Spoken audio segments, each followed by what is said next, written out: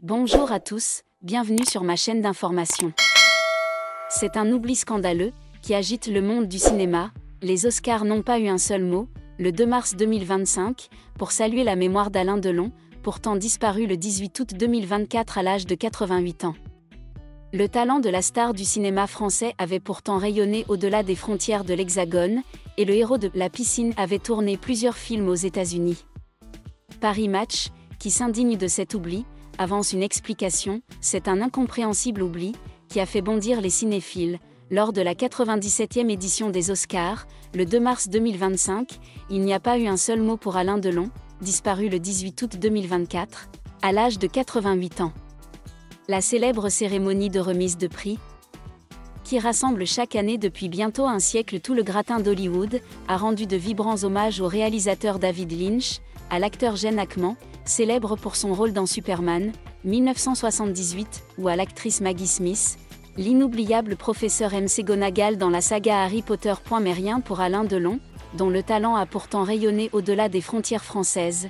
L'icône du 7e art a joué dans plusieurs films américains, notamment Texas, Nous voilà L.A. Centurion, en 1966, et bon nombre de ses films produits dans l'Hexagone ont été vus en Amérique. Le héros de La Piscine et du Guépard aurait sans aucun doute mérité une petite place dans cette cérémonie. Le jour de sa disparition, le journal américain New York Times avait d'ailleurs salué une « star ardente » du 7e art. Paris Match, qui s'indigne lui aussi de cet oubli, avance une explication quant à l'absence d'hommage à Alain Delon aux Oscars. Au-delà de la méconnaissance de l'histoire du cinéma, cet oubli est sans doute lié à l'échec de la carrière d'Alain Delon à Hollywood, écrit l'hebdomadaire.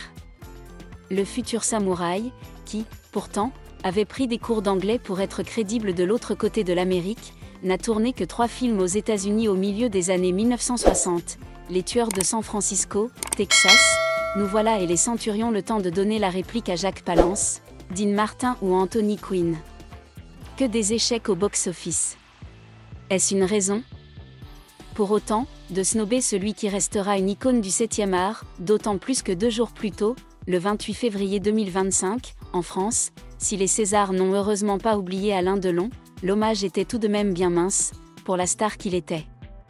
Les Césars ont fait le service minimum, avec un clip hommage, en début de cérémonie, déplore Paris Match.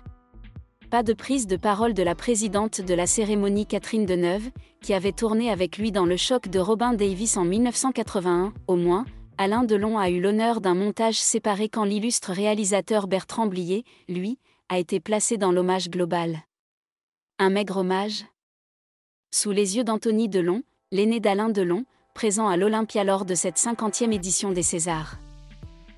Dans les commentaires du compte Instagram d'Anthony Delon, les internautes déplorent d'ailleurs eux aussi l'hommage sans éclat des Césars et l'oubli des Oscars. Le magnéto dédié à votre papa au César, j'ai trouvé cet hommage un peu léger, je suis très déçue, regrette une fan. Quant à la bourde des Oscars, c'est affligeant, poursuit-elle. Comme si ça leur avait écorché la bouche, s'emporte une autre admiratrice d'Alain Delon. Sans discours, ni un mot de la présidente, qui a pourtant joué avec lui, sont non pas une fois cités de toute la soirée. Pour moi, c'est une honte cet hommage. Il avait bien raison quand il disait que le milieu du cinéma français ne l'aimait pas. De son côté, Anthony Delon, humble, n'a pas commenté l'hommage des Césars à son père, préférant sur son compte Instagram saluer Afsia Herzi, qui a remporté le prix de la meilleure actrice pour le film Borgo. Que les fans d'Alain Delon se rassurent. L'immense acteur n'est pas le seul à avoir été oublié par les Oscars.